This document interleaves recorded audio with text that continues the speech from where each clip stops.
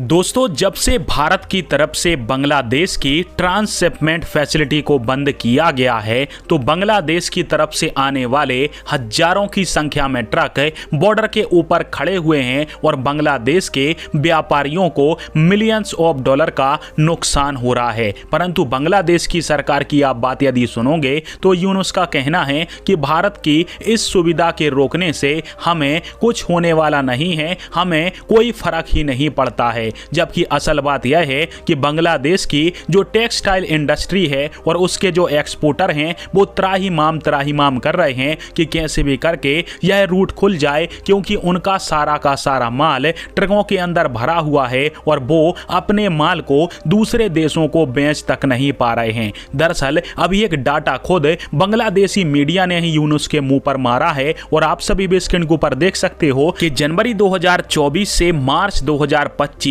यानी पिछले 15 महीनों के अंदर बांग्लादेश के जो टेक्सटाइल एक्सपोर्टर हैं या फिर कहें जो कपड़ा व्यापारी हैं, उन्होंने 462 मिलियन डॉलर का माल 36 देशों तक भेजा था और इसकी जो वेल्थ है वो बांग्लादेश के रुपए के अंदर 5,640 करोड़ रुपए बनती है। यानी इतने पैसे का माल बांग्लादेश भारत के रास्ते से दुनिया भर को भेज रहा था। जबकि उनका कहना है कि भारत की इस प्रकार की ट्रांसशिपमेंट फैसिलिटी को बंद करने से हमें कोई फर्क नहीं पड़ता है। भैया फर्क पड़ेगा, अभी थोड़ा 4-6-10 दिन रुक जाओ या फिर 1 महीने रुक जाओ, आपको आंकड़े आने लगेंगे कि तुम्हें कितना लॉस हो रहा है और तुमने पंगा लेकर कितना बड़ा खतरा अपने लिए खुद बना लिया है। अभी तक होता क्या था कि भारत बांग्लादेश के ऊपर रोक टोक लगाता नहीं था, जिसके कारण से बांग्लादेश के एक्सपोर्टर भारत के पोर्ट और एयरपोर्ट्स के माध्यम से दुनिया भर के देशों को एक्सपोर्ट करते थे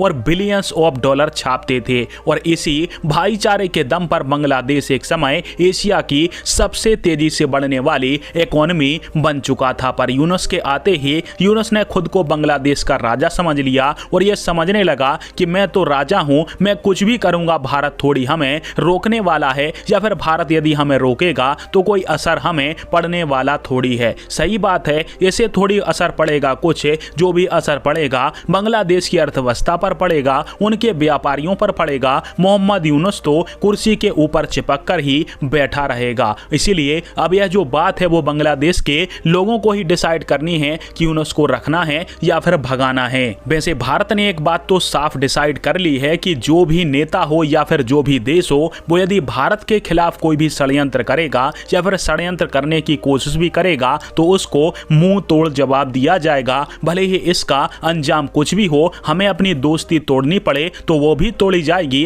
क्योंकि देश से बढ़कर आगे कुछ नहीं है। और आगे चल के यूनुस के ऊपर, बांग्लादेश के ऊपर और भी सख्त एक्शन लिए जा सकते हैं। जय हिंद, वंदे मातरम।